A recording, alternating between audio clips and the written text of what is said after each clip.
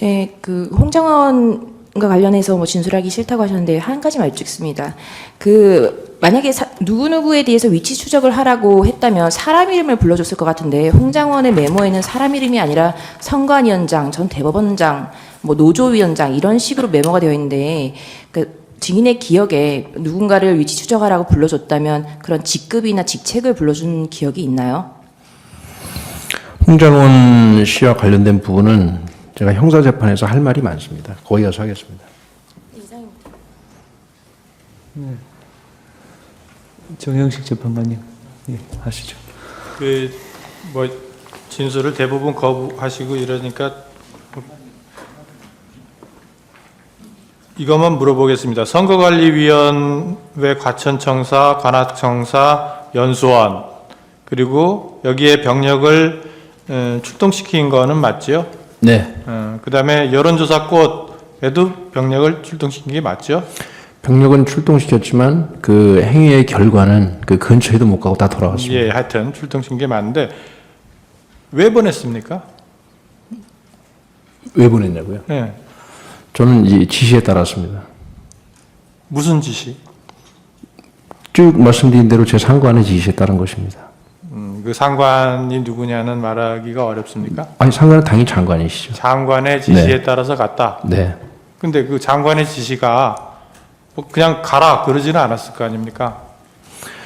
재판장님 죄송하지만 그 부분도 형사재판에서 제가 자세히 말씀드리겠습니다. 지시를 받아서 간 건 맞는데 네. 그 내용이 어떤 것인지는 여기서 말하기 곤란하다. 예, 알겠습니다. 마치겠습니다. 이거 하고 드리겠습니다. 예. 김영도 재판관님. 예. 증인은 계엄을 계속해서 반대하셨잖아요. 그 11월 9일 국방부 장관 공관 모임이 있었죠. 9일이요? 11월 9일이 있었고 11월 30일이 있었고 네. 9일자를 물어보는 네. 겁니다. 이제 9일 때 이제 그 김용현 장관이 이제 뭐 대통령께서 탄핵이 남발되고 예산이 삭감되니까 어려움이 많아서 비상조치를 해야 하는 것 아니냐 이런 말씀을 하셨고 장관도 생각이 똑같다 뭐 이런 얘기하니까 증인이 반대했잖아요. 9일이요? 9일. 그 30일 아닙니까? 아, 예. 예. 9일에는 대통령이 왔죠. 나중에. 나중에 잠깐 들리셨죠? 잠깐 들렸잖아요. 예. 그 예. 에이펙 출국 전이었으니까. 네. 예. 이제 그때 하여튼 그랬고 이제 30일 날 또 이제 그 국방부 장관 공관에서 다시 모였잖아요. 이제 모인 게 아니라 저 혼자입니다. 아, 예. 예. 그러니까 국방부 장관하고 증인하고 둘. 다른 여러 가지 업무가 있어서 보고 드리러 들어갔었습니다. 아, 그랬군요. 네. 근데 이제 그때 이제 장관께서 이제 그 김영현 장관이 조만간 계엄을 하는 것으로 대통령이 결정하실 거다. 이렇게 얘기를 해서 증인이 막 흥분하면서 반대했다고 하는데 맞습니까? 그 재판관님, 제가 이제 검찰의 진술한 여부도 있지만 네. 정확한 워딩은 이 형사재판에서 정확히 말씀드리겠습니다. 아, 예. 그때 그 김영현 장관이 국회를 계엄군이 통제하고 계엄사가 선관위와 여론조사 꽃 등 부정선거와 여론조작 증거를 밝혀내면 국민들도 찬성할 것이다. 이런 거를 김용현 장관이 얘기한 적이 있었나요? 앞서 이 청구인 변호사님이 질문하셔서 제가 답변을 드렸습니다. 그때 뭐 정확한 워딩보다는 제가 어떤 취지로 이해했는지를 제가 답변을 앞에 드렸습니다. 그 예. 답변 다시 드릴까요? 예, 좀. 예.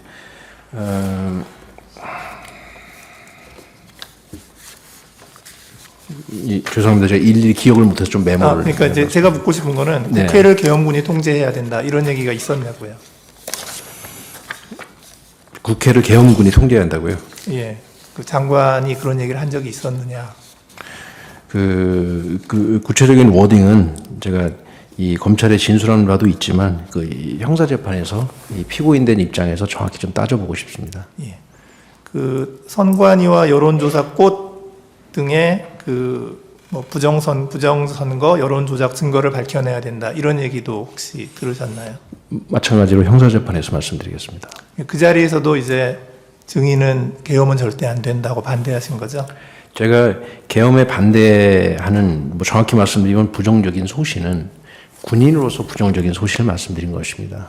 앞서 누차 말씀드린 것처럼 군인은 작전을 수행하기 위해서 철저히 훈련을 하는데 군의 훈련 상태는 어떠어떠한 상황이다라고 말씀드린 것입니다. 평시에서 전시로 전환되는 과정 속에서 늘상 계엄은 선포될 것이다라는 가정하에 훈련을 하기 때문에 그런 준비 상태나 그런 군의 상태를 말씀드리면서 제 소신과 견해를 말씀드린 겁니다.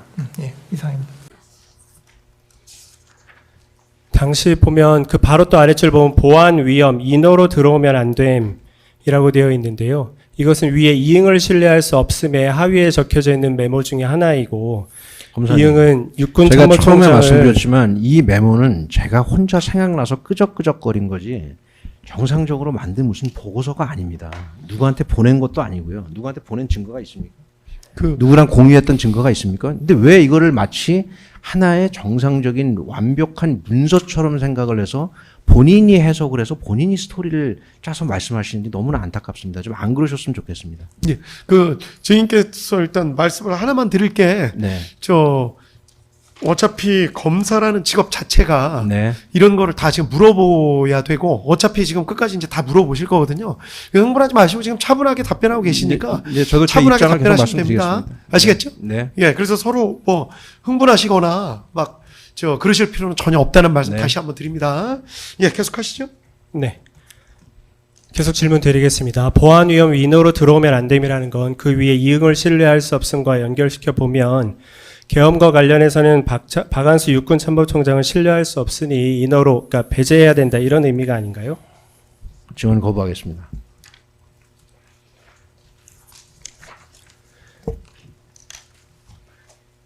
네, 44항 질문 드리겠습니다. 그 또 바로 아랫줄에 보면 두 분이 별도로 대화, 유사시 기계적으로 조치라고 되어 있습니다. 이 군검찰 조사 당시에 증인은 이 두 분에 대해 장관과 육군 참모총장이라고 말한 사실이 있는데 맞습니까? 증언 거부하겠습니다.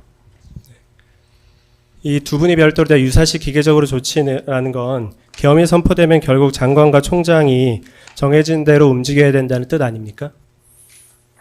지극히 당연한 얘기를 지금 검사님도 하시는 겁니다, 지금. 네. 45항 질문 드리겠습니다. 이 메모의 하단에 보면 당구장 표시로 결론이라고 되어 있는 부분이 있습니다. 그 결론을 보면 체제수호 사명 인식 관점에서 군장악 불충분, 리더십 진영을 조기에 갖추고 아까 나왔던 히읗, 이응, 지읒, 연이 나오고요. 적의 여건을 조성하고 인내하면서 당장의 위협을 완화하고 결정적인 호기를 기다려야 함. 회합은 티읕, 시읒, 비읍으로 한정이라는 내용이 나옵니다. 일단 이 계엄의 요 메모의 내용은 계엄에 성공하기 위해서는 리더십도 갖춰야 되고 거기에 맞는 상황도 조성해야 되고 적기에 맞춰 계엄이 이루어져야 된다 이런 말로 보이는데 어떻습니까? 맞습니까? 제가 잘 해석을 한 건가요? 검사님이 해석하고 싶은 대로 해석을 한 거죠. 그럼 어떤 의미인가요? 저 결론의 의미는? 제가 여기서 자세한 얘기를 제 재판도 아닌 상태에서 하고 싶은 생각은 전혀 없고요. 요때 당시가 북한이 우크라이나전에 참전을 함으로 인해 가지고 야 이거 큰일 났구나 하는 이런 여러 가지 생각들이 복잡하던 시기입니다. 그래서 적이 지금 뭐 수세에 처해 있다 이런 것들이 다 그런 의미에서 제가 머릿속에 생각이 나서 썼던 그런 부분도 있습니다. 이 정도만 말씀드리고 증언 거부하겠습니다. 네. 네, 박옥수 특별한 특검보님. 이 부분에서 하나 추가 질문 하나 하겠습니다. 마이크만 조금 가까이 네, 좀 네. 해주십시오. 이 부분에 대해서 추가 질문을 하나 하겠습니다. 증인 이 메모를 보면 이때 이게 증인이 혼자 생각한 것을 적으신 건지 아니면 어떤 모임에서 누군가가 증인에게 한 이야기를 그 이야기를 좀 잊지 않기 위해서 메모하는 경우도 있지 않습니까? 그런 거를 메모하신 건지 혹시 그건 구분해서 말씀해 주실 수 있나요? 질문의 취지가 뭐죠? 제 혼자 생각인지 누구 얘기를 들은 건지요? 그렇죠. 본인이 혼자 생각해서 이런 거를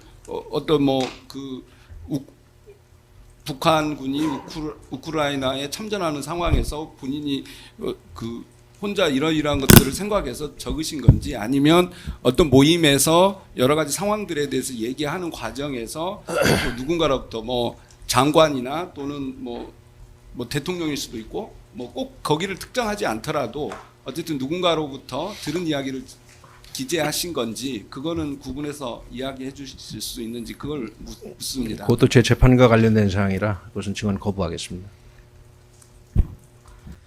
네, 제가 계속 질문드리겠습니다. 46항입니다. 이 회업은 티읕, 시읒, 비읍으로 한정이라고 나오는데 여기서 이제 티읕은 특수전 사령관, 수방 사령관, 수도방위 사령관, 방첩 사령관을 의미하는 게 맞습니까? 증언 거부하겠습니다. 결국 적기에 맞춰 계엄을 성공시키기 위해서는 일단 보안을 지키기 위해 회합 자체는 이것과 관련된 회합은 특수전, 수도방위 사령관, 방첩 사령관으로 한정해야 된다는 의미 아닌가요? 제가 앞서서 시간을 할애해서 계엄에 대한 제 생각, 계엄에 대한 군인들의 생각, 계엄에 대한 군인들의 준비 상태를 그렇게 말씀을 드렸는데 이 메모를 보시고 또 이렇게 해석을 하시니 정말 진짜 가슴이 너무 아픕니다. 군인들이 계엄에 대해서 어떻게 생각하는지 도대체 얼마큼을 더 말씀드려야 이해를 할 수 있을까요?